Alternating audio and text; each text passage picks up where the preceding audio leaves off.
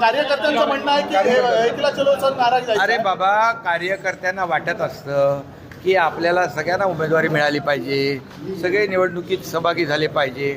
शेवटी काय, महायुतीमध्ये आम्ही लोकसभा लढलो, महायुती म्हणून विधानसभा लढलो, स्थानिक स्वराज्य संस्था देखील आम्ही महायुती म्हणून लढणार आहोत.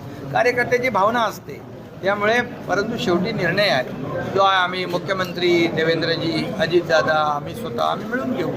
त्यामुळे कार्यकर्त्यांची भावना व्यक्त केली, तशी इतर जे आमचे महायुतीतले पक्ष आहेत ते त्यांची कार्यकर्त्यांची भावना व्यक्त करतात. पण अंतिम निर्णय आम्ही घेऊ आणि स्थानिक स्वराज्य संस्थांमध्ये या ठिकाणी महायुतीचा भगवा डौलाने फडकेल अशा प्रकारचं काम आम्ही 2.5 वर्षात मी मुख्यमंत्री असताना केले. आता देवेंद्रजी मुख्यमंत्री असताना ते पुढे नेत आहेत, त्याच वेगाने किंबहुना त्याहीपेक्षा जास्त वेगाने. आणि म्हणून या निवडणुका महायुतीने आम्ही स्थानिक स्वराज्य संस्था देखील मोठ्या फरकाने किंबहुना मोठं यश यामध्ये मिळेल. आणि हेही मी सांगतो, विरोधकांना त्यांचा पराभव समोर दिसू लागलेला आहे. पहिले निवडणुका लवकर घ्या म्हणत होते, आता म्हणतात निवडणुका पुढे ढकला.